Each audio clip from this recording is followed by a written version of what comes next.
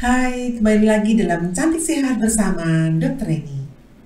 Kali ini kita akan membahas akne, masih dalam rangkaian akne series ya, seperti yang kemarin, bahwa kulit berjerawat itu masih membutuhkan pelembab.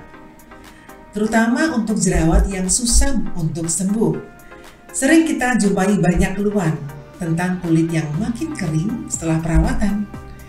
Nah, kita akan membahas tentang pemilihan pelembab atau moisturizer untuk kulit berjerawat di video kali ini.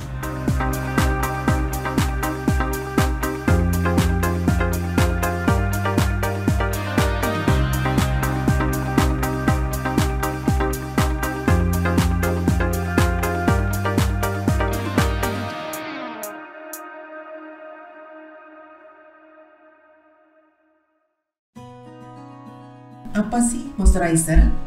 Moisturizer itu adalah pelembab untuk kulit di mana dia merupakan lapisan yang memproteksi atau menambah jumlah kadar yang harusnya ada di permukaan kulit.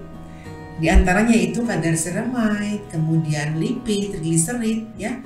Harusnya dia melindungi kulit tapi itu tidak ada atau berkurang sehingga membutuhkan pelembab untuk melindungi kulit dari berbagai macam gangguan seperti bakteri, virus, jamur, ataupun sebagai bagian dari pelembab yang merekatkan kulit supaya tidak melakukan pembukaan atau namanya cracking yang akan mempermudah kulit mendapatkan berbagai macam penyakit.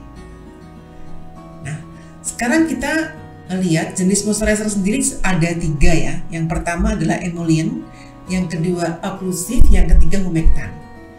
Yang pertama emollient. Emollient itu adalah pelembab yang mengandung berbagai macam jenis lemak atau lipid sehingga dia digunakan untuk melapisi kulit yang membuat kulit terasa lebih lembut, lebih halus dan juga melindungi kulit dari berbagai macam efek yang timbul dan masuk seperti menyebabkan penyakit bakteri, jamur, virus, dan lain-lain. Kemudian yang kedua adalah occlusive. Occlusive itu adalah pelembab yang memiliki efek melekat atau dia berisi full lipid ya, full moisturizer yang dari lemak yang bersifat menutup supaya tidak ada sama sekali penguapan air dari kulit. Yang ketiga adalah humectant. Humectant ini adalah pelembab yang bersifat menarik air dari lingkungan, kemudian dia juga akan mengambil air dari lapisan kulit yang dalam, sehingga kulit juga akan bertambah kadar kelembapannya. Nah, sekarang kita akan melihat apa manfaat dari pelembab yang kita bicarakan tadi. Yang pertama, pelembab itu bisa bermanfaat sebagai anti-inflamasi atau anti peradangan. Pada kulit yang berjerawat itu banyak sekali terjadi persamaan dengan peradangan pada folikel rambut dan peradangan akibat jerawat yang sudah lanjut atau setelah komedonal dia akan meradang. Nah, peradangan yang muncul pada jerawat ini akan menimbulkan efek kulit menjadi terasa kering dan kaku. Oleh karena itu, pelembab yang berfungsi sebagai anti peradangan pada jerawat itu tentu dibutuhkan ya, karena pelembab ini yang akan mengatasi proteksi kulit yang hilang tadi akibat peradangan. Nah, pelembab yang dibutuhkan oleh jerawat ini adalah pelembab yang berbahan dasar bukan lipid, tetapi berbahan dasar misalnya air, kemudian kalaupun ada perbandingan lemak dan perbandingan air, itu lebih banyak perbandingan air dibandingkan dengan lemaknya. Tetapi pada kulit yang membutuhkan untuk peradangan ini, untuk mengatasi peradangan ini, maka dibutuhkan pelembab yang mempunyai kandungan yang sama dengan kulit yang bersifat juga untuk anti peradangan, misalnya kayak ceramide. Kemudian kita bisa juga memanfaatkan berbagai macam kandungan-kandungan seperti telesmestein, vitis vetivera, dan sebagainya. Tapi yang terkenal di Indonesia adalah yang mengandung ceramide. Antipruritik atau anti gatal. Bagi kamu yang berjerawat mungkin sering merasakan gatal ya di wajah, itu akibat dari peradangan di jerawat tadi. Nah, Peradangan pada jerawat itu menimbulkan efek gatal, itulah yang menyebabkan semakin parah dan harus dihambat dengan pelembab yang mengandung water base atau berbahan dasar air. Nah, water base ini mempunyai efek cooling effect ya, karena dia akan menghambat air itu keluar dari permukaan kulit. Nah, supaya menimbulkan efek sensasi dingin, maka sering ditambahkan pelembab yang mengandung mentol untuk mengatasi rasa gatal itu. Tentu sesuai dengan kulit wajah ya, karena kalau mentol terlalu tinggi juga akan terasa panas.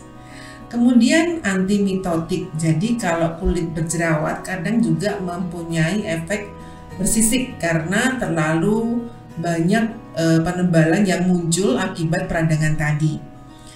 Nah, tetapi pada kulit yang cenderung untuk menebal tadi memang disebabkan oleh penyakit-penyakit kulit yang lain juga, misalnya kayak psoriasis, kemudian juga seboroid yang mempunyai banyak kandungan minyak juga. Tapi kalau kita menggunakan pelembab sebagai antimitotik itu, maka juga harus menggunakan kandungan lipid. Nah, apabila kita menggunakan kandungan lipid, maka tidak boleh digunakan pada kulit yang berjerawat. Kemudian bone healing atau penyembuhan jaringan. Manfaat dari pelembab ini biasanya memang untuk memperbaiki kulit yang sudah rusak atau menua atau berkeriput. Nah, pada kulit yang membutuhkan efek bone healing ini biasanya digunakan setelah jerawatnya selesai. Jadi jangan menggunakan pada kulit yang memang ada masalah dengan keriput tapi berjerawat, atau mengalami kulit yang istilahnya itu tidak rata atau ada luka sebelumnya. Jangan sekali-kali menggunakan pelembab yang bermanfaat untuk bone healing ini, karena justru akan menambah jumlah jerawat. Nah, kalau jerawatnya sudah selesai, kamu boleh menggunakan pelembab yang berfungsi untuk menyembuhkan atau memperbaiki jaringan, misalnya seperti hyaluronic acid atau asam hyaluronat. Nah, kemudian langkah-langkah menggunakan pelembab untuk sehari-hari bagaimana? Kalau kita menggunakan pelembab, tentu saja harus bersih dulu wajahnya dari debu, kemudian lingkungan yang menerpa kita sepanjang hari ya. Kita bersihkan dengan sabun kalau di pagi hari, kemudian kita berikan toner untuk membersihkan sisa dari sabun atau milk cleanser, kemudian baru kita oleskan pelembab. Dan cara mengoleskannya itu jangan sampai berkali-kali, karena justru akan menumpuk yang akan menyebabkan jerawat lagi. Caranya bagaimana? Kita dari sisi luar ke sisi dalam, dari bawah ke atas ke arah hidung, kemudian dari dahi atas ke bawah. Jangan sampai kamu ke sini nanti akan kedoblan lagi. Jadi kalau mengoleskan itu hanya satu arah, dari pinggir ke tengah, kemudian di sini satu arah saja. Kemudian kalau di malam hari, tentu saja kalau kamu pergi habis mandi sore, otomatis juga harus membersihkan. Apalagi kalau kamu pakai make up ya, harus menggunakan pembersih. Ya, pembersih ini ciri-cirinya kalau kamu gunakan setelah kering menjadi kulitnya jadi tidak nyaman atau terasa kaku, tinggalkan pembersih itu, karena akan merusak permukaan kulit dan membutuhkan pelembab yang lebih tinggi kadar kelembabannya, tapi akan menyumbat kulit. Nah, itu menjadi permasalahan baru.